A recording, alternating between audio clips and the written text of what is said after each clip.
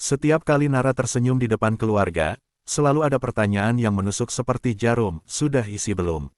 Nara selalu tertawa, menjawab santai. Padahal setiap malam ia menangis pelan di kamar mandi. Dan hanya satu orang yang tahu semua itu. Sahabatnya, Livia. Livia bukan sekadar teman, ia adalah saudara yang Nara pilih sendiri. Mereka bersahabat sejak SMA, melewati masa-masa remaja, kuliah, hingga dewasa. Livia selalu ada. Klik subscribe, nyalakan loncengnya supaya Anda yang pertama mendapatkan informasi kisah-kisah manusia terbaru. Tolong tulis di komen dari daerah mana Anda berasal. Nara selalu percaya hidupnya baik-baik saja. Tidak sempurna, tapi cukup. Ia punya suami yang mapan, rumah kecil yang hangat, dan pernikahan yang tampak stabil di mata orang lain. Suaminya bernama Dimas, laki-laki yang dulu ia kenal sebagai sosok sederhana, pekerja keras, dan selalu membuat Nara merasa aman. Mereka menikah 5 tahun, tidak banyak pertengkaran, tidak banyak rahasia, atau setidaknya, begitu yang Nara pikirkan. Namun ada satu hal yang diam-diam menjadi luka kecil dalam rumah tangga mereka. Mereka belum punya anak. Setiap kali Nara tersenyum di depan keluarga, selalu ada pertanyaan yang menusuk seperti jarum. Sudah isi belum? Nara selalu tertawa, menjawab santai. Padahal setiap malam ia menangis pelan di kamar mandi. Dan hanya satu orang yang tahu semua itu. Sahabatnya, Livia. Livia bukan sekadar teman, ia adalah saudara yang Nara pilih sendiri. Mereka bersahabat sejak SMA, melewati masa-masa remaja, kuliah, hingga dewasa. Livia selalu ada, saat Nara patah hati pertama kali, saat Nara menikah, saat Nara mulai merasa gagal sebagai perempuan karena rahimnya belum juga memberi kehidupan. Dan Livia selalu berkata, tenang, Nar, Dimas cinta kamu, dia nggak akan kemana-mana. Kalimat itu seperti pelukan, seperti obat. Nara percaya, karena ia percaya pada Livia lebih dari siapapun. Malam itu, Nara memasak sup kesukaan Dimas. Ia menata meja makan dengan lilin kecil, berharap suasana hangat bisa mengusir jarak yang belakangan terasa. Dimas akhir-akhir ini sering pulang larut. Katanya pekerjaan menumpuk, katanya target kantor sedang gila-gilaan. Nara tidak protes, ia hanya takut. Takut suaminya lelah, takut suaminya bosan, takut suatu hari Dimas berkata, aku butuh perempuan yang bisa kasih aku anak. Jam menunjukkan pukul 11 malam ketika pintu akhirnya terbuka. Dimas masuk dengan wajah lelah, dasinya sudah longgar. Maaf telat, katanya. Nara tersenyum. Kamu belum makan kan? Aku bikinin sup. Dimas mendekat, mengecup keningnya cepat. Terima kasih. Tapi ciuman itu terasa seperti formalitas. Bukan cinta yang dulu. Mereka makan dalam diam. Hanya suara sendok dan jam dinding. Sampai ponsel Dimas bergetar di atas meja. Sekali, 2 kali, 3 kali. Dimas melirik cepat, lalu buru-buru membalik ponselnya. Nara sempat melihat layar menyala. Nama kontaknya hanya 1 huruf. V. Nara membeku. Ia menatap suaminya pelan. Siapa itu? Dimas terlalu cepat menjawab. Teman kantor. Nara mencoba tersenyum. Namanya cuma V. Dimas tertawa kecil, memaksakan santai.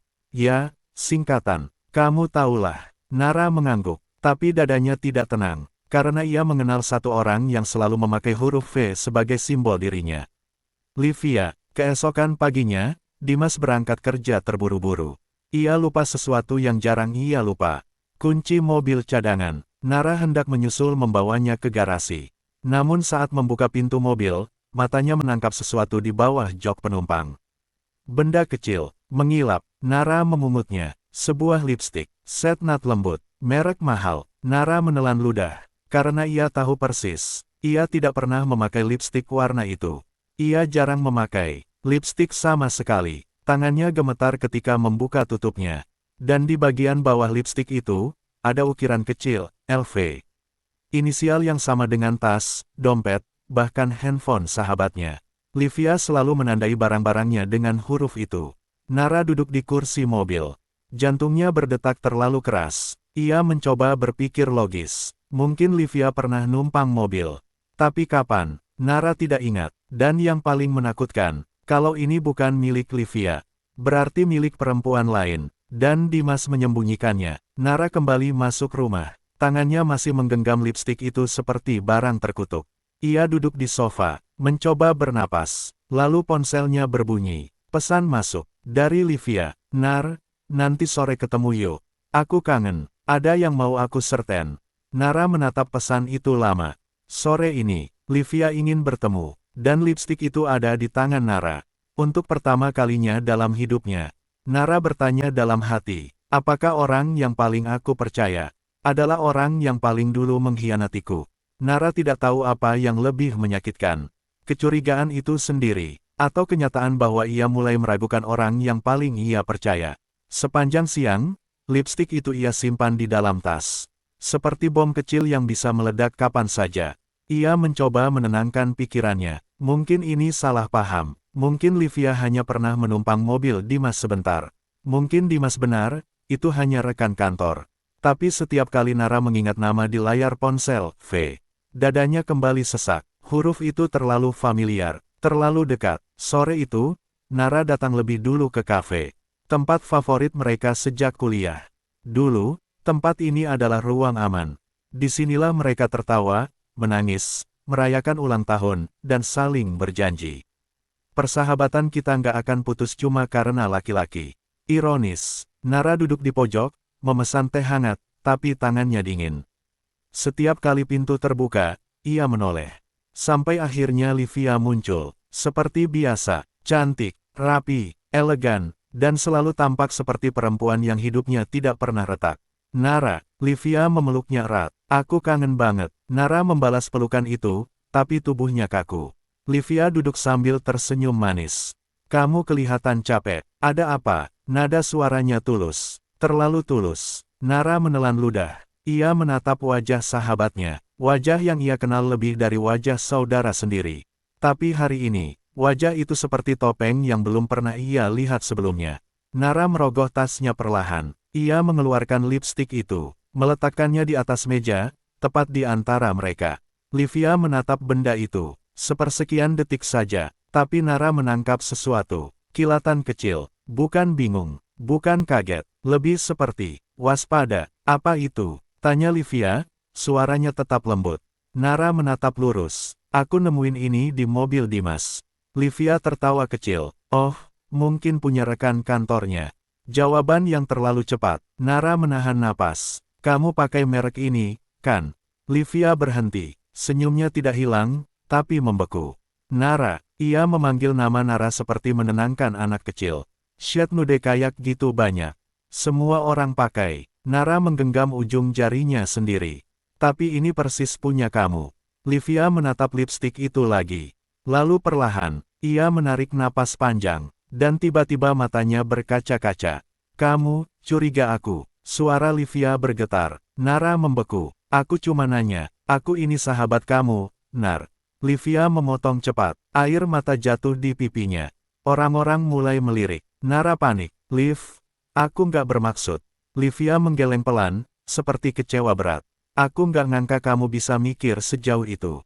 Nara merasa dadanya seperti diremas. Livia menatap Nara dengan mata basah. Aku yang nemenin kamu waktu kamu nangis karena belum hamil. Aku yang selalu bilang Dimas itu laki-laki baik. Aku yang selalu ada buat kamu. Livia mengusap air matanya. Dan sekarang, ia tertawa kecil di sela tangis. Kamu pikir aku pelakor? Kata itu dilemparkan seperti pisau. Nara tercekat. Aku nggak bilang gitu. Tapi kamu mikir. Suara Livia meninggi. Tangisnya membuat Nara seperti penjahat.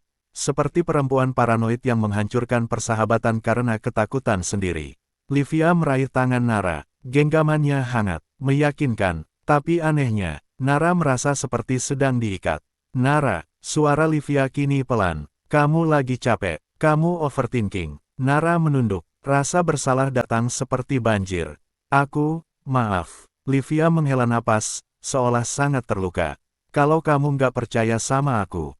Livia menatap dalam. Siapa lagi yang kamu punya? Kalimat itu menghantam Nara. Karena benar, selain Livia, Nara hampir tidak punya siapa-siapa. Ia terlalu sibuk menjadi istri yang baik. Terlalu sibuk menjaga rumah tangga. Dan Livia selalu ada di sampingnya. Seperti rumah kedua, Livia tersenyum tipis, menyeka air matanya. Udah, buang aja lipstik itu. Jangan bikin pikiran kamu kacau.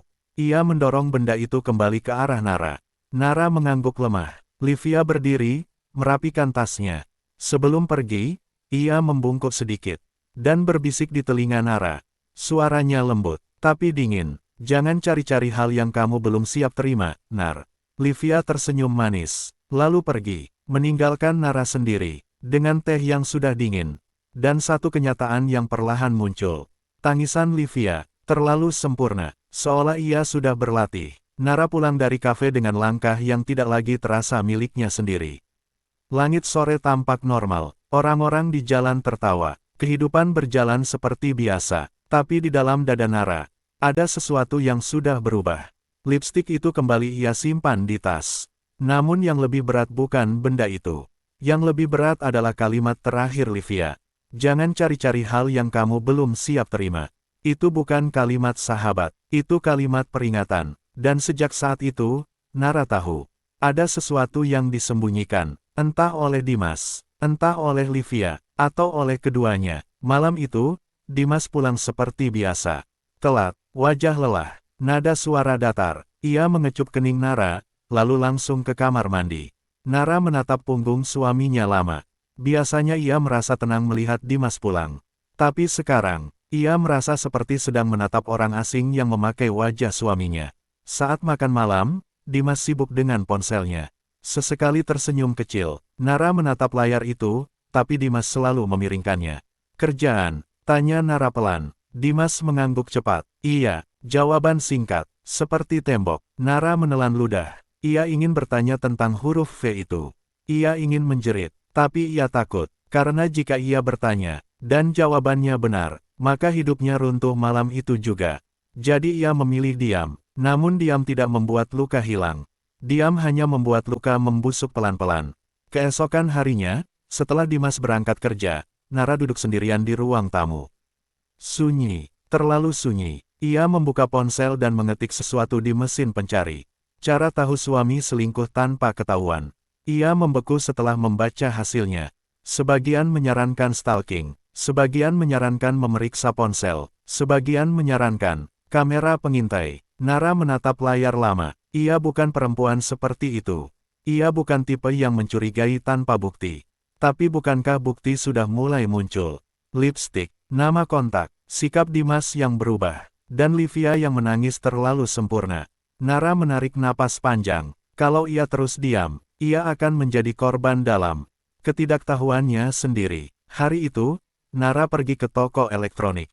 Dengan tangan gemetar, ia membeli kamera kecil. Bentuknya seperti charger biasa, tidak mencolok, tidak mencurigakan. Penjual berkata santai, banyak yang pakai buat keamanan rumah, Bu. Nara tersenyum kaku, ya, keamanan. Padahal yang ingin ia amankan adalah hatinya sendiri. Nara memasang kamera itu di sudut ruang tamu. Menghadap pintu utama, menghadap lorong menuju kamar. Ia menyalakannya lewat aplikasi. Setiap hari ia mengecek rekaman.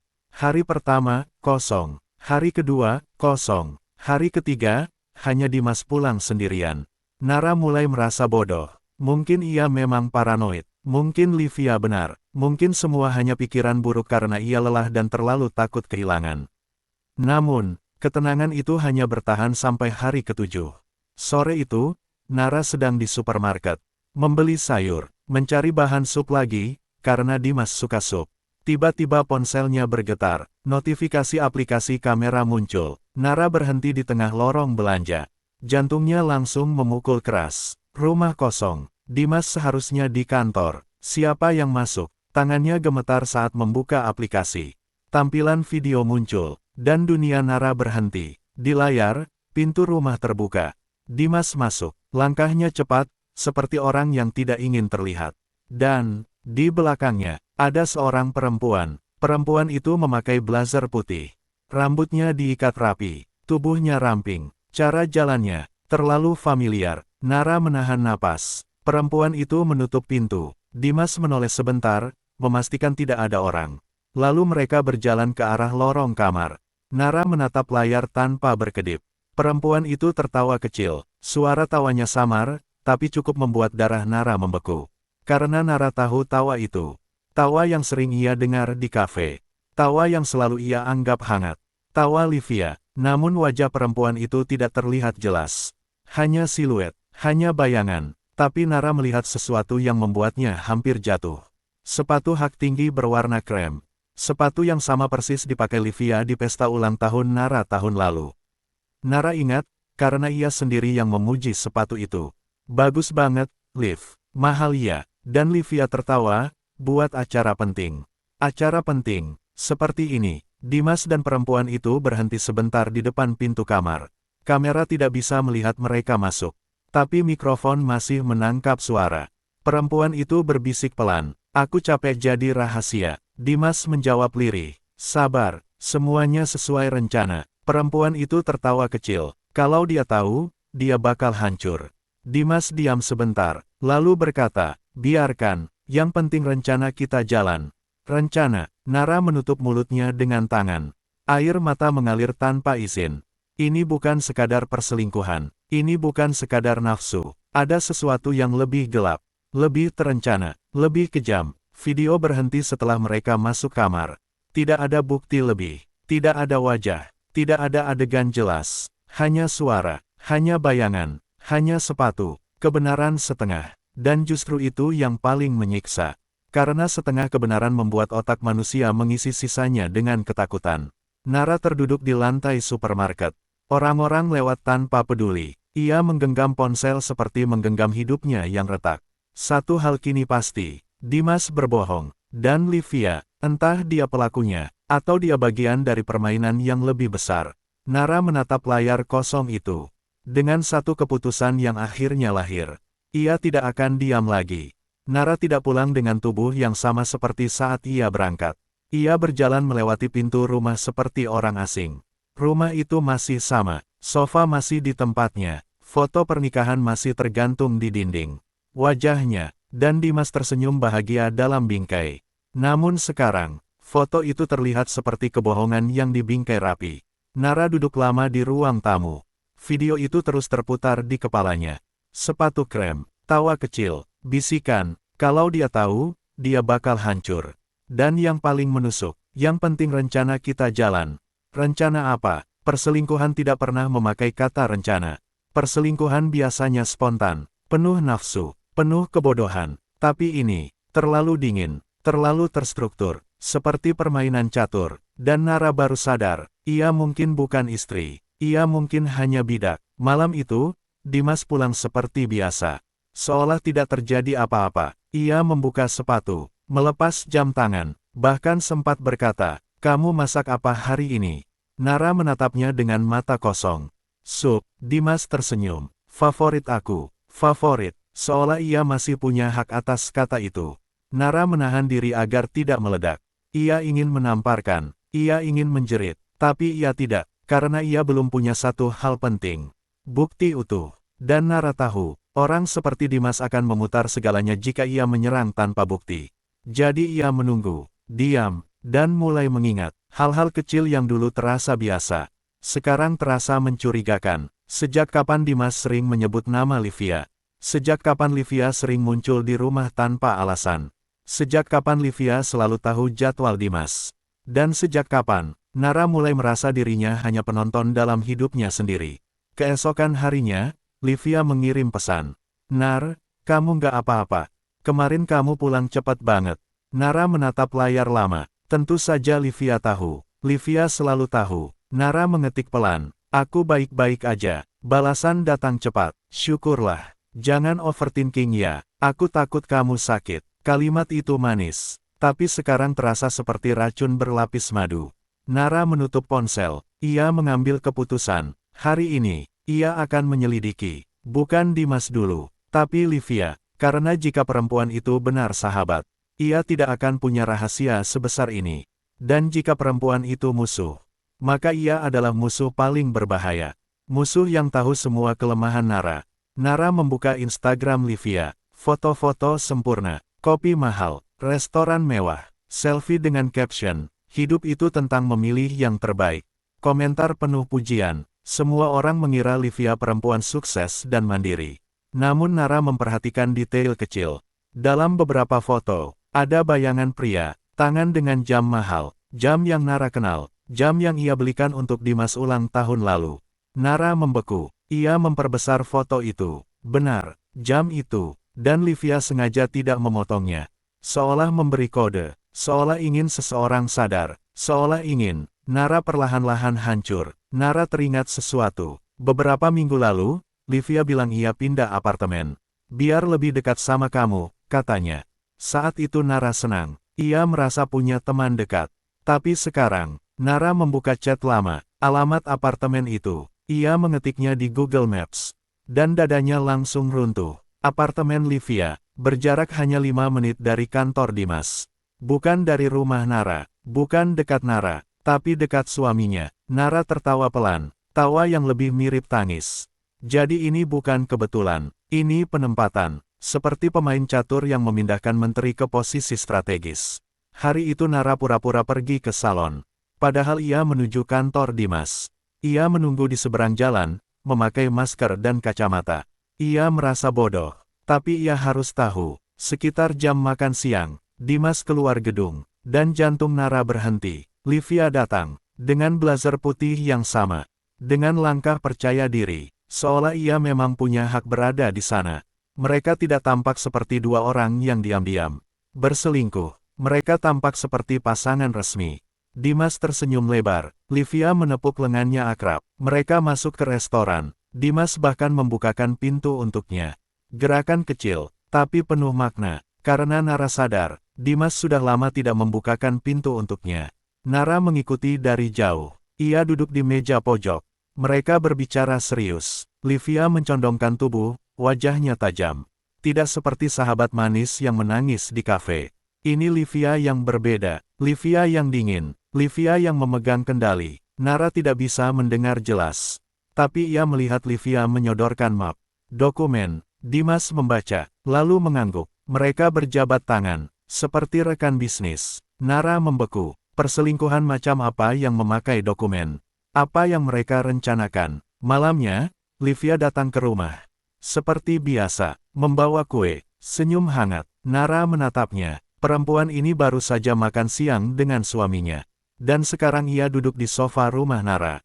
Seolah tidak terjadi apa-apa. Livia menggenggam tangan Nara. Nar, kamu tahu kan aku sayang banget sama kamu. Nara menatap wajah itu. Wajah cantik penuh kepalsuan. Nara ingin bertanya, kenapa kamu melakukan ini? Tapi yang keluar hanya, iya. Livia tersenyum puas. Dan dalam senyum itu, Nara melihat kemenangan kecil, seolah Livia berkata tanpa suara, aku ada di dekat suamimu, aku ada di dekat hidupmu, dan kamu bahkan tidak bisa berbuat apa-apa. Nara menggenggam tangannya sendiri di bawah meja. Ia menahan gemetar, karena ia sadar, ini bukan sekadar perebutan laki-laki. Ini perebutan hidup, dan Livia, bukan pelakor biasa, ia pemain, dan Nara baru saja masuk ke papan permainan. Hidup Nara mulai terasa seperti kaca retak. Dari luar masih tampak utuh. Ia masih istri Dimas, masih sahabat Livia, masih perempuan, baik-baik, yang tersenyum di depan orang lain. Tapi dari dalam, semuanya sudah pecah. Ia hanya berjalan di atas serpihan. Dan setiap langkah membuatnya berdarah. Malam itu Nara tidak bisa tidur. Dimas terlelap di sampingnya, napasnya teratur. Seolah ia tidak membawa dosa apapun. Nara menatap langit-langit, pikirannya terus berputar. Dokumen yang disodorkan Livia, bisikan soal rencana, tatapan kemenangan sahabatnya sendiri. Ini bukan sekadar selingkuh, ini sesuatu yang lebih besar. Dan Nara mulai merasa, ia sendirian, sangat sendirian. Sampai keesokan paginya, masa lalu mengetuk pintu. Pukul 9 pagi, Nara sedang menyiram tanaman di teras ketika bel berbunyi. Ia membuka pintu. Dan dunia seperti mundur 10 tahun. Di depan rumah berdiri seorang pria dengan jaket hitam, rambut sedikit lebih pendek, wajah lebih matang. Tapi mata itu, mata yang dulu pernah menjadi rumah pertama Nara sebelum Dimas. Raka, mantan pacarnya, cinta pertamanya, luka pertamanya. Nara membeku. Kamu, Raka tersenyum kecil, tapi senyumnya tidak hangat. Aku cuma mau ngomong sebentar. Nara refleks ingin menutup pintu. Kita nggak punya urusan lagi. Raka menahan pintu dengan tangannya. Aku tahu, nada suaranya pelan, tapi aku pikir, kamu harus lihat ini. Raka mengeluarkan amplop coklat dari tasnya. Ia menyerahkannya pada Nara. Tangan Nara gemetar ketika membuka. Dan dalam 1 detik, dunia benar-benar runtuh. Foto, Dimas, dan Livia, masuk ke sebuah hotel. Tanggal di pojok foto jelas. 3 bulan lalu. 3 bulan. Saat Nara masih menangis di bahu Livia tentang rasa takut ditinggal. Saat Livia masih memeluknya sambil berkata, "Tenang, Dimas nggak akan kemana-mana." Nara hampir jatuh. "Kamu, dapat ini dari mana?" Suara Nara serak, seperti bukan miliknya sendiri. Raka menatapnya lama. "Aku nyari tahu." Nara menelan ludah. "Nyari tahu? Kenapa?" Raka mendekat selangkah. "Karena aku dengar kamu lagi nggak baik-baik aja." Nara tertawa getir. "Kamu dengar dari siapa?" "Dari dunia, dari gosip." Raka tidak menjawab. Ia hanya berkata pelan, "Aku masih peduli." Kalimat itu seharusnya manis. Tapi di telinga Nara, itu terdengar menakutkan. "Peduli macam apa yang datang membawa foto hotel?" Nara mundur. "Aku nggak minta kamu ikut campur." Raka mengangguk. "Aku tahu kamu nggak minta." Lalu ia berkata sesuatu yang membuat darah Nara dingin. "Tapi kamu juga nggak tahu seberapa dalam mereka main." Nara menatapnya tajam. "Mereka." Raka menghela napas. "Dimas dan Livia." Nara menggertakkan gigi. "Kamu tahu." Raka menatap Nara dengan mata gelap. "Aku tahu lebih banyak dari yang kamu kira." Nara merinding. "Jelaskan." Raka memasukkan tangan ke saku. "Dimas bukan cuma selingkuh." Nara menahan napas. "Dia terlibat sesuatu yang kotor." Nara membeku. "Kotor? Apa?" Raka menatap sekeliling, memastikan tidak ada tetangga mendengar. "Penipuan proyek kantor, uang gelap, dan nama kamu dipakai." Nara merasa jantungnya berhenti. "Nama aku." Raka mengangguk. "Aku nggak tahu detailnya, tapi aku lihat dokumen." Nara teringat map yang disodorkan Livia di restoran. Dokumen, jabat tangan, seperti transaksi bisnis. Nara menutup mulutnya. Jadi benar, ini bukan sekadar perselingkuhan. Ini perang yang lebih besar. Namun ada sesuatu yang mengganggu Nara. Raka terlalu siap, terlalu banyak tahu, dan ia muncul terlalu tepat waktu. Nara menatapnya curiga. "Kenapa kamu bantu aku?" Raka terdiam lama, lalu ia berkata jujur, suaranya berat. "Karena aku benci lihat kamu dihancurin." Nara menggeleng. Itu bukan jawaban. Raka mendekat lagi. Matanya menusuk. "Karena aku juga punya urusan sama Dimas." Nara menelan ludah. "Urusan apa?" Raka tersenyum tipis. "Dia pernah menghancurkan hidupku juga." Kalimat itu membuat Nara menggigil. Apa yang Dimas lakukan pada Raka? Dan sejak kapan Dimas terhubung dengan masa lalu Nara? Nara merasa seperti baru sadar. Ia tidak benar-benar mengenal suaminya. Raka mengulurkan tangan. "Nara, kamu boleh benci aku. Kamu boleh anggap aku muncul karena motif tertentu. Tapi satu hal pasti." Ia menatap dalam. "Kalau kamu lawan mereka sendirian, kamu kalah." Nara menatap foto hotel itu lagi. Wajah Livia tampak jelas. Senyumnya, bukan senyum sahabat, tapi senyum perempuan yang sedang merebut. Dan Dimas, suaminya, berjalan di sampingnya, seolah Nara tidak pernah ada. Air mata Nara jatuh, bukan karena cinta, tapi karena penghinaan. Nara mengangkat wajahnya. Untuk pertama kalinya, ada sesuatu yang berubah di matanya. Bukan ketakutan, tapi tekad. "Apa yang harus aku lakukan?" Raka tersenyum tipis. "Kita mulai cari bukti." Nara mengangguk pelan, dan disitulah Nara sadar. Hari ini, ia tidak lagi sendirian, tapi ia juga belum tahu. Apakah orang yang datang membantunya benar-benar sekutu, atau justru bahaya baru? Hari-hari setelah kedatangan Raka terasa seperti hidup dalam kabut tebal. Nara masih memasak untuk Dimas. Masih tersenyum saat suaminya pulang. Masih berpura-pura menjadi istri yang tidak tahu apa-apa. Tapi sekarang, ia bukan hanya menahan luka. Ia menahan amarah. Dan di balik kepalanya, selalu ada satu pertanyaan. Apa sebenarnya yang sedang mereka rencanakan? Raka bilang ada dokumen, ada uang gelap, dan nama Nara dipakai. Kalimat itu terus menghantui. Kalau ini benar, maka Nara bukan cuma korban perselingkuhan. Ia bisa jadi korban kriminal. Dan sebelum ia sempat menemukan jawaban, Livia melemparkan bom terbesar. Siang itu, Livia mengirim pesan singkat. "Nar, aku harus ketemu kamu hari ini. Penting, tolong." Nada pesannya berbeda. Tidak ada emotikon manis. Tidak ada kata kangen. Hanya satu kata, penting. Nara menatap layar lama. Ada firasat buruk yang menekan dadanya. Namun ia tetap datang, karena ia harus tahu. Livia meminta bertemu di sebuah klinik privat. Bukan kafe, bukan restoran, klinik. Nara berdiri di depan pintu kaca dengan jantung berdegup keras. Apa yang dilakukan sahabatnya di klinik? Saat Nara masuk, Livia sudah duduk di ruang tunggu. Wajahnya pucat, tangannya menggenggam map hasil pemeriksaan. Begitu melihat Nara, Livia berdiri pelan. Nar, suara Livia bergetar. Untuk pertama kalinya, tangisnya tampak nyata. Atau setidaknya lebih sulit dibaca. Ada apa? Tanya Nara hati-hati. Livia menelan ludah, lalu berkata pelan, seperti orang yang menjatuhkan pisau ke lantai. Aku hamil. Nara membeku. Hamil. Kenapa ia mengatakan itu pada Nara? Livia menatap mata Nara, dan kalimat berikutnya menghancurkan seluruh dunia. Dan, ayahnya Dimas. Nara merasa seperti tidak bisa bernapas. Suara di sekelilingnya hilang, hanya ada satu kata yang menggema. Dimas. Nara mundur selangkah. Apa? Livia menangis. Aku nggak mau ini terjadi, Nar. Aku sumpah. Nara tertawa kecil, tapi tawanya kosong. Kamu nggak mau, tapi kamu tetap tidur sama suamiku. Livia menggenggam map itu erat. Itu, rumit. Nara menatap tajam. Yang rumit itu hidupku sekarang.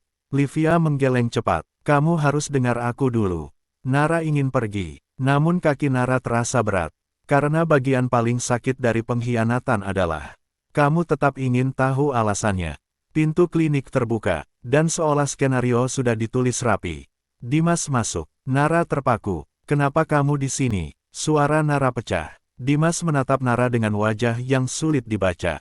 Karena ini harus dibicarakan. Nara menelan ludah. Jadi benar, mereka memang sudah merencanakan pertemuan ini. Livia berdiri di samping Dimas. Seperti pasangan. Seperti keluarga baru. Nara merasa mual. Kamu, bawa dia ke klinik. Nara berbisik. Dimas menghela napas. Nara, suara itu terdengar seperti belas kasihan. Dan itu lebih menghina daripada bentakan. Aku nggak mau kamu tahu begini. Nara menatapnya dengan mata basah. Tapi kamu tetap melakukannya. Diam. Dimas tidak menyangkal. Livia mendekat, menangis dramatis. Aku nggak minta ini, Nar. Aku juga korban. Nara menatapnya tajam. Kamu korban. Livia menutup wajahnya. Aku jatuh cinta. Nara tertawa getir. Kamu jatuh cinta pada suami sahabatmu. Livia mengangkat wajahnya. Matanya merah. Dia perhatian. Dia ada buat aku. Nara membeku. Perhatian. Dimas perhatian. Laki-laki yang bahkan jarang menatap istrinya sendiri. Nara menoleh pada Dimas. Jadi selama ini, kamu perhatian ke dia. Dimas diam. Dan diam itu adalah pengakuan paling kejam. Livia menyodorkan hasil USG. Nara menatap kertas itu. Gambar hitam putih. Titik kecil. Calon bayi. Atau calon kebohongan. Livia berbisik. Aku nggak mau jadi selingkuhan selamanya. Aku mau anak ini punya ayah. Nara menggertakkan gigi. Dan aku apa? Livia terdiam. Jawabannya jelas. Nara adalah penghalang. Dimas akhirnya bicara. Nara, aku minta maaf. Nara menatapnya. Apa kamu cinta dia? Dimas terdiam. Livia menahan napas. Dan dalam keheningan itu, Nara tahu jawabannya. Dimas berkata pelan. Aku butuh penerus. Kalimat itu menghantam lebih keras dari tamparan. Butuh penerus. Jadi inilah alasannya. Rahim Nara dianggap kegagalan. Dan Livia dipilih sebagai solusi. Nara menutup mulutnya. Air mata jatuh. Bukan karena cinta, tapi karena kehancuran harga diri. Namun di balik tangis Livia, Nara menangkap sesuatu. Sekilas, senyum kecil, sangat cepat, seperti kemenangan yang lolos. Dan Nara tiba-tiba sadar. Jika Livia benar hamil, kenapa ia terlihat terlalu siap? Kenapa Dimas datang tepat waktu? Kenapa ini terasa seperti pengumuman resmi? Ini bukan kejadian spontan. Ini strategi. Kehamilan bukan kabar. Kehamilan adalah senjata. Dan Nara baru saja ditembak di depan wajahnya sendiri. Nara berdiri perlahan. Tangannya gemetar, tapi suaranya tenang. Aku ngerti sekarang. Dimas menatapnya. Nara menatap Livia tajam. Kamu mau cincin? Livia terdiam. Nara tersenyum tipis. Ambil. Lalu Nara menatap Dimas. Tapi ingat satu hal. Suara Nara rendah. Kalau kamu pikir aku akan pergi dengan menangis dan kalah. Nara mendekat. Kamu salah. Ia berbalik. Melangkah keluar klinik. meninggalkan mereka. Namun di dalam hatinya, Nara bersumpah, jika ini perang, maka aku akan belajar menjadi pemain, bukan korban. Sejak hari di klinik itu, hidup Nara berubah menjadi neraka yang sunyi. Dimas pulang lebih larut, tidak banyak bicara, dan ketika bicara, suaranya terdengar seperti orang yang sedang menyusun alasan, bukan sedang berkata jujur. Livia menghilang, tidak mengirim pesan, tidak menelepon, seolah setelah melempar bom itu, ia hanya menunggu Nara hancur dengan sendirinya. Tapi mereka salah, Nara memang terluka, namun luka itu tidak lagi membuatnya lemah. Luka itu membuatnya sadar, dan satu hal yang terus mengganggu pikirannya. Kehamilan itu terasa terlalu rapi, terlalu cepat, terlalu siap, terlalu seperti skenario. Nara tidak bisa menerima semuanya begitu saja. Ia butuh kebenaran, dan untuk pertama kalinya, Nara memilih jalan yang paling berbahaya. Ia akan menguntit sahabatnya sendiri. 2 hari setelah pertemuan itu, Nara kembali ke klinik. Ia tidak masuk, ia hanya menunggu di mobil sewaan, memakai topi dan masker. Jantungnya berdetak keras setiap kali pintu klinik terbuka. Ia merasa seperti orang gila. Tapi rasa sakit sering membuat manusia melakukan hal-hal yang tidak pernah ia bayangkan. 1 jam, 2 jam, lalu, Livia muncul, sendirian, tidak bersama Dimas. Wajahnya tidak terlihat seperti perempuan hamil yang rapuh. Langkahnya cepat, tegas, seperti orang yang sedang menjalankan misi. Nara menahan napas. Livia tidak menuju ruang USG. Ia justru berjalan ke sisi bangunan. Ke pintu samping, pintu yang bertuliskan, khusus staf. Nara membeku. Kenapa Livia masuk lewat pintu staf? Nara turun dari mobil pelan-pelan. Ia menyelinap mengikuti. Lorong samping klinik sepi. Hanya suara AC dan langkah kaki. Pintu itu tidak terkunci rapat. Nara mendorong sedikit, dan ia mendengar suara dari dalam. Suara Livia, lebih dingin dari yang pernah Nara dengar. Aku butuh suratnya hari ini, Dok. Nara membeku. Surat, suara pria menjawab, berat dan lelah. Kamu yakin mau lanjut begini? Livia tertawa kecil. Tawa yang sama seperti di rekaman kamera. Dok, aku udah sejauh ini. Masa mundur? Pria itu menghela napas. Kamu sadar ini bisa jadi masalah besar kalau ketahuan. Livia menjawab santai. Ketahuan sama siapa? Diam. Lalu suara dokter itu lebih pelan. Perempuan itu, istri sahabatmu sendiri. Livia tertawa lagi. Kali ini tanpa rasa bersalah. Sahabat, nada suaranya mengejek. Dia cuma batu loncatan. Nara menutup mulutnya, air mata langsung jatuh, namun tubuhnya kaku, karena ini lebih buruk dari yang ia bayangkan. Livia melanjutkan, suaranya tajam. Dokter tinggal bikin hasilnya rapi. 2 bulan, 3 bulan, terserah. Dokter terdengar gelisah. Kamu bahkan tidak hamil. Livia memotong cepat. Belum, kata itu seperti pisau. Belum, berarti rencananya bukan sekadar berpura-pura hamil. Tapi akan benar-benar membuatnya nyata nanti. Livia berbisik, aku nggak mau jadi selingkuhan selamanya. Aku mau posisi, aku mau rumah itu, aku mau cincin. Dokter terdiam, kamu tahu ini salah. Livia menjawab dingin, yang salah itu hidup miskin. Dok, yang salah itu jadi perempuan yang selalu kalah. Nara gemetar, Livia bukan hanya merebut suami. Ia merebut hidup. Dokter itu berkata pelan. Berapa yang kamu bayar untuk ini? Livia menjawab tanpa ragu, cukup buat anak dokter kuliah sampai lulus. Nara menahan napas. Jadi benar, kehamilan itu, dibeli, tangisan itu, dibuat, dan Nara, dijebak. Nara ingin menerobos masuk, menamparkan Livia, menjerit, membongkar semuanya. Tapi ia berhenti, karena ia sadar, kalau ia muncul sekarang, Livia akan memutar balik, Livia akan menangis. Livia akan berkata, Nara gila, dan Dimas akan percaya padanya. Tidak, Nara tidak boleh meledak. Ia harus menjadi dingin. Ia harus menjadi pemain. Nara mundur pelan, keluar dari lorong. Namun air matanya tidak berhenti. Bukan karena sedih, tapi karena kenyataan. Orang yang ia sebut sahabat, adalah musuh yang paling terencana. Di mobil, Nara duduk lama. Lalu ia mengeluarkan ponselnya. Tangannya gemetar saat mengetik pesan. Kepada Raka, aku punya bukti. Kehamilan itu palsu. Dokternya dibayar. Balasan datang cepat. Bagus. Jangan bertindak dulu. Simpan semuanya. Nara menatap layar. Untuk pertama kalinya, Ia merasa punya sesuatu, bukan ketakutan, tapi senjata, dan di dalam hatinya, Nara berbisik. Kalau kalian pikir aku akan mati pelan-pelan, kalian salah. Malam itu, Livia mengirim pesan. Nar, aku harap kamu bisa dewasa. Ini semua demi kebaikan. Nara menatap pesan itu lama, lalu tersenyum tipis. Karena sekarang Nara tahu, Livia bukan pelakor biasa, ia predator. Dan predator selalu yakin mangsanya tidak akan melawan. Tapi kali ini, mangsanya sudah bangun. Malam itu hujan turun pelan. Seperti langit ikut berkabung untuk sesuatu yang mati dalam diri Nara. Kepercayaan, cinta, dan rasa aman yang dulu ia anggap rumah. Nara duduk di ruang tamu dengan lampu redup. Di depannya ada 3 benda di atas meja.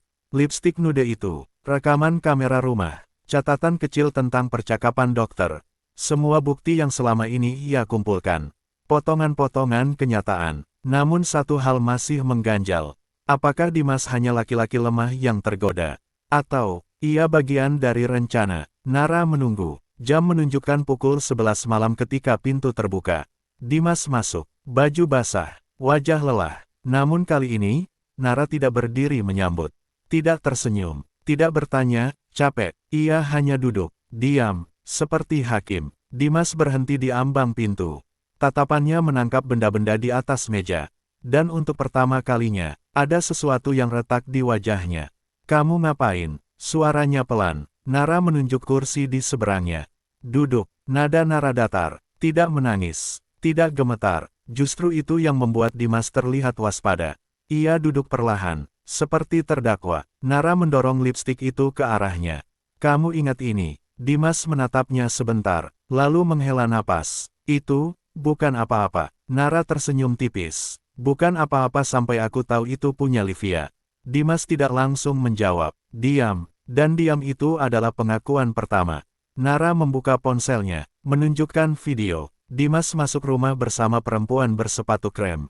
Suara bisikan terdengar jelas. Kalau dia tahu, dia bakal hancur. Dimas menatap layar tanpa ekspresi. Seolah ia sudah siap jika ini suatu hari terjadi. Nara menatapnya tajam, masih mau bilang bukan apa-apa.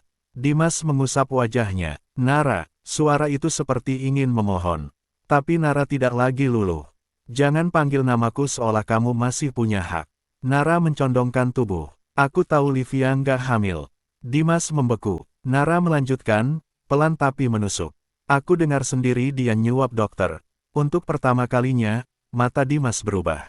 Ada kilatan marah. Atau takut. Ngapain? Kamu nguntit dia. Bentaknya tiba-tiba. Nara terdiam. Lalu tertawa kecil. Jadi itu yang kamu tanya.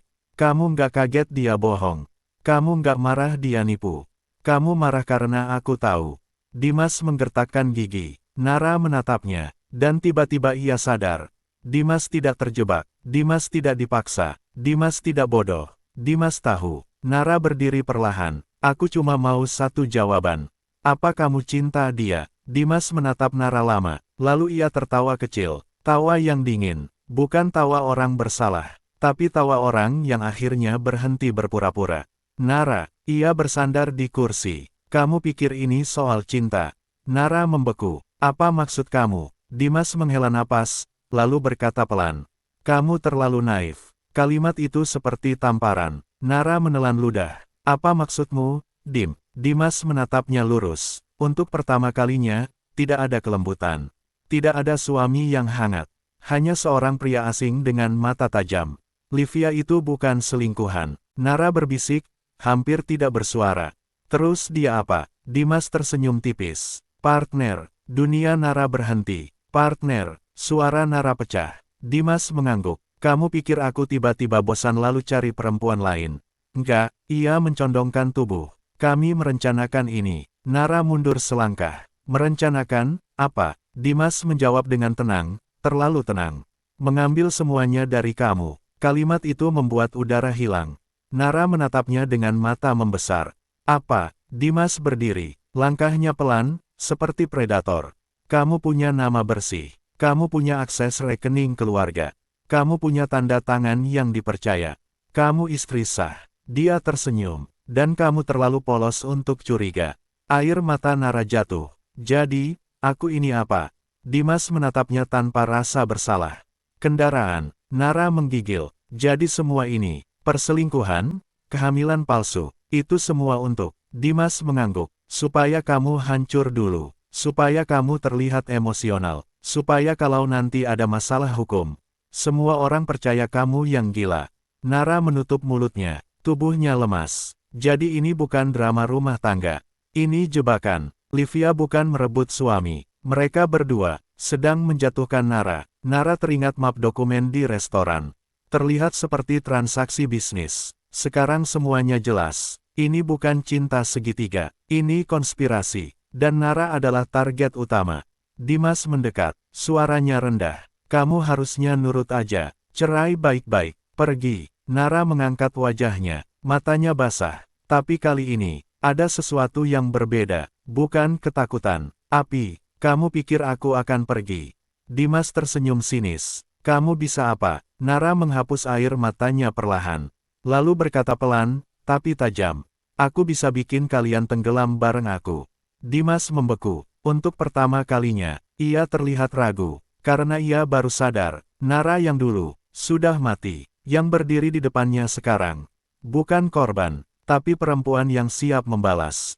Nara pikir setelah malam itu, ia sudah menyentuh dasar paling gelap dari pengkhianatan. Suami yang bukan hanya selingkuh. Sahabat yang bukan hanya pelakor. Tapi konspirasi, rencana, jebakan. Namun ternyata, hidup selalu punya cara untuk membuktikan. Dasar itu masih bisa lebih dalam. Pagi itu Nara tidak tidur. Ia duduk di ruang tamu sampai matahari muncul. Dimas pergi tanpa berkata apa-apa. Tidak meminta maaf. Tidak mengancam lagi. Hanya pergi, seolah semuanya sudah diputuskan. Seolah Nara hanya tinggal menunggu runtuh. Namun Nara tidak menunggu. Ia membuka laci, mengambil semua dokumen penting. Buku nikah, rekening, fotokopi KTP, dan saat ia membuka map berisi berkas rumah, ia menemukan sesuatu yang membuat tangannya gemetar. Ada fotokopi surat kuasa atas nama Nara, dengan tanda tangan mirip miliknya. Tanggalnya 2 bulan lalu. Nara membeku. Ia tidak pernah menandatangani ini. Berarti, mereka sudah mulai menjalankan rencana lebih lama dari yang ia kira. Dan yang paling menakutkan, siapa yang membantu mereka memalsukannya? Nara teringat seseorang. Satu orang yang sering datang ke rumah akhir-akhir ini. Satu orang yang selalu berkata, "Sudahlah, Nar, jangan bikin ribut. Rumah tangga itu harus dijaga." Ibunya, Bu Ratna. Ibunya sering terlihat berbicara dengan Livia. Tapi Nara selalu menganggap itu wajar. Livia memang dekat dengan keluarganya. Namun sekarang, setiap kenangan terasa seperti potongan puzzle yang menyesakkan. Nara mengambil ponsel, mengetik pesan. "Ma, bisa ketemu hari ini. Penting." Balasan datang cepat. "Bisa, di restoran dekat rumah ya." Nara menelan ludah. Restoran, tempat umum, seperti orang yang ingin bicara tapi tidak ingin terdengar. Restoran itu sepi. Jam masih 11 siang. Nara datang lebih dulu. Tangannya dingin. Beberapa menit kemudian, ibunya masuk. Bu Ratna tersenyum seperti biasa. "Nara, kamu kelihatan capek." Nara menatap wajah ibunya lama. Wajah yang membesarkannya. Wajah yang dulu ia percaya sepenuhnya. Nara tidak membalas senyum. "Ma, aku mau tanya satu hal." Ibunya duduk pelan. "Ada apa?" Nara mengeluarkan surat kuasa itu. Menaruhnya di meja. Ibunya menatap kertas itu. Dan senyumnya langsung hilang. "Nara, ini." Nara mencondongkan tubuh. "Aku nggak pernah tanda tangan ini." Ibunya menelan ludah. Nara menatap tajam. "Siapa yang buat?" Bu Ratna gemetar. "Nara, kamu jangan keras gitu." Nara tertawa pahit. "Keras? Ma, hidup aku dihancurin. Dan aku cuma tanya siapa yang bantu mereka." Ibunya menunduk. Diam. Dan diam itu lebih menyakitkan daripada jawaban apapun. Pintu restoran terbuka. Dan saat Nara melihat siapa yang masuk, darahnya membeku. Livia, dengan senyum tenang. Seolah ini pertemuan biasa. Nara berdiri refleks. "Apa-apaan ini?" Bu Ratna langsung berkata panik. "Nara, duduk dulu." Nara menatap ibunya. "Ma," suara Nara pecah. "Kamu undang dia." Bu Ratna menangis. "Aku nggak punya pilihan." Livia duduk santai di kursi seberang. Memesan air mineral, seolah ia pemilik ruangan. Nara menggigil. Ini bukan kebetulan. Ini jebakan lagi. Nara menatap ibunya. Ma, kenapa? Bu Ratna menangis pelan. Aku cuma mau kamu bahagia. Nara tertawa getir. Bahagia dengan suami yang menghancurkanku. Ibunya mengusap air mata. Dimas janji. Nara membeku. Janji apa? Bu Ratna berbisik. Kalau kamu cerai baik-baik, kamu dapat kompensasi. Kamu dapat uang cukup buat mulai hidup baru. Nara merasa dada seperti robek. Jadi ibunya, menjual penderitaan anaknya, demi uang damai. Livia tersenyum tipis. Nara, ini bukan soal menjual. Ini soal realistis. Nara menatapnya tajam. Diam. Livia mengangkat alis. Kamu marah. Kamu pikir kamu bisa menang. Nara hampir melompat, tapi ibunya memegang tangannya. Nara, tolong. Nara menatap ibunya dengan mata basah. Ma, kamu tahu dia tidur sama suamiku. Ibunya terisak. Aku tahu. Nara membeku. Kamu tahu, dan kamu tetap duduk sama dia. Bu Ratna menangis lebih keras. Aku takut kamu sendirian. Nara berbisik. Aku lebih takut punya ibu yang mengkhianatiku. Livia bersandar santai. Nara, kamu harus sadar. Kamu nggak punya anak. Kamu nggak punya posisi kuat. Kalau kamu melawan, kamu cuma bikin dirimu sendiri hancur. Nara menatapnya tajam. Kamu pikir aku lemah? Livia tersenyum. Aku tahu kamu lemah. Aku sahabatmu bertahun-tahun. Aku tahu semua titik rapuhmu. Kalimat itu seperti racun. Nara menggigil. Livia melanjutkan, suaranya pelan. Kamu bahkan nggak punya siapa-siapa lagi. Nara menatap ibunya, dan saat itulah pukulan terakhir terasa.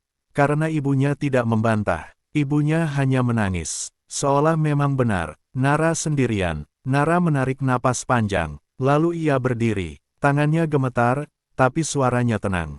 Kalian pikir aku nggak punya siapa-siapa? Ia menatap Livia. Kamu salah. Livia mengangkat alis. Nara mengeluarkan ponselnya. Menekan tombol play. Rekaman suara. Suara Livia di lorong klinik. Aku butuh suratnya, dok. Wajah Livia berubah. Nara menatap ibunya. Ma, aku masih anakmu. Tapi kalau kamu pilih berdiri di pihak mereka, aku akan berdiri sendiri. Livia berbisik. Kamu nggak berani. Nara tersenyum tipis. Aku sudah terlalu hancur untuk takut. Lalu Nara melangkah pergi, meninggalkan ibunya yang menangis, meninggalkan Livia yang mulai panik. Karena untuk pertama kalinya, mereka sadar, Nara bukan lagi bidak. Nara mulai menjadi ancaman. Nara tidak pulang dengan air mata. Ia pulang dengan kepala dingin.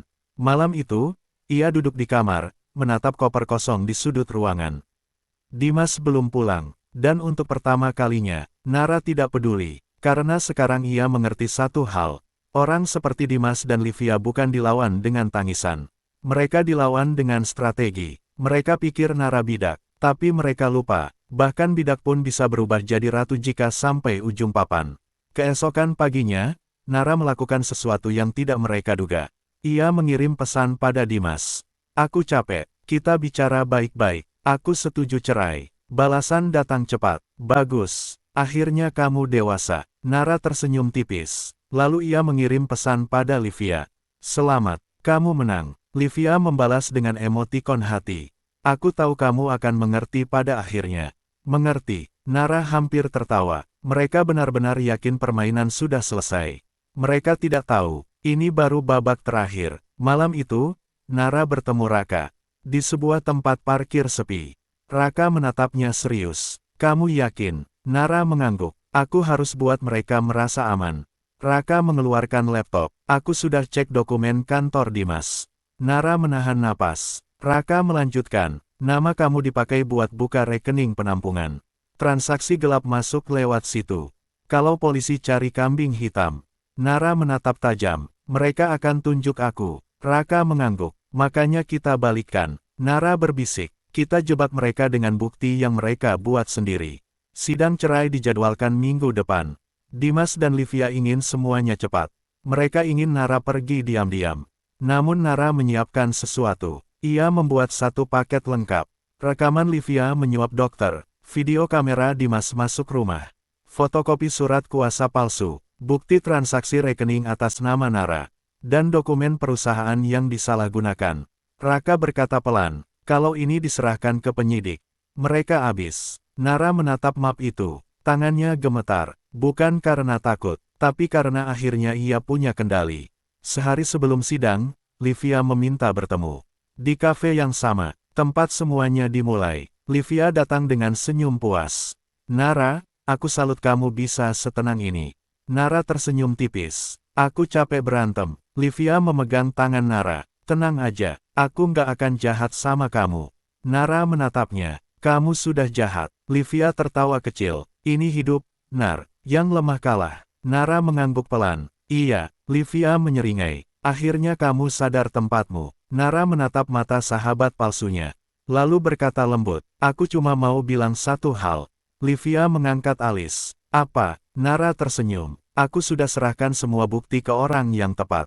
Senyum Livia retak. Apa maksudmu? Nara berdiri, mengambil tasnya.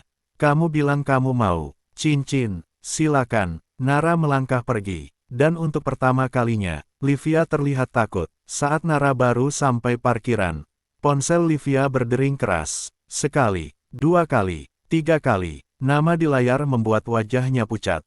Penyidik, Livia menelan ludah. Halo, suara di seberang terdengar formal. Kami butuh Anda datang untuk pemeriksaan terkait laporan penipuan dan pemalsuan dokumen. Livia gemetar. Ini salah paham. Kami juga akan memanggil saudara Dimas Pratama. Telepon ditutup. Livia menjatuhkan ponselnya. Dunia yang ia susun rapi mulai runtuh. Malam itu Dimas pulang seperti badai. Ia membanting pintu. Nara duduk tenang di sofa. Seperti menunggu. Dimas menatapnya dengan mata merah. Apa yang kamu lakukan? Nara mengangkat wajah. Aku cuma memastikan, aku tidak mati sendirian. Dimas menggertakkan gigi. Kamu gila. Nara tersenyum tipis. Gila, kamu yang pakai namaku buat kejahatan. Kamu yang rencanakan aku jadi tumbal. Dimas mendekat, mengancam. Kamu pikir kamu menang? Nara berdiri, matanya tajam. Aku tidak menang, Dim. Aku cuma berhenti kalah. Keesokan harinya, berita menyebar cepat. Dimas diperiksa polisi. Livia dipanggil sebagai saksi sekaligus tersangka pemalsuan.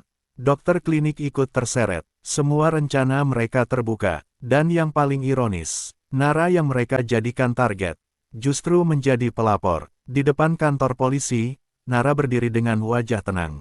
Raka menatapnya. Kamu nggak apa-apa. Nara mengangguk pelan. Aku hancur, tapi aku bebas. Raka berkata pelan. Mereka pikir kamu bidak. Nara tersenyum. Dan mereka lupa, bidak yang sampai ujung bisa jadi ratu. Seminggu kemudian, Nara pindah dari rumah itu. Ia memulai hidup baru. Tidak mudah, tapi nyata. Dan di hari terakhir sebelum ia benar-benar pergi, ia menerima pesan dari nomor tak dikenal. Nar, maafin aku. Nara menatap layar lama. Nomor itu milik ibunya. Nara menutup ponsel, tidak membalas. Karena beberapa pengkhianatan, tidak perlu dibalas dengan kata-kata. Cukup dengan pergi. Dan Nara pergi, bukan sebagai korban, tapi sebagai perempuan yang selamat.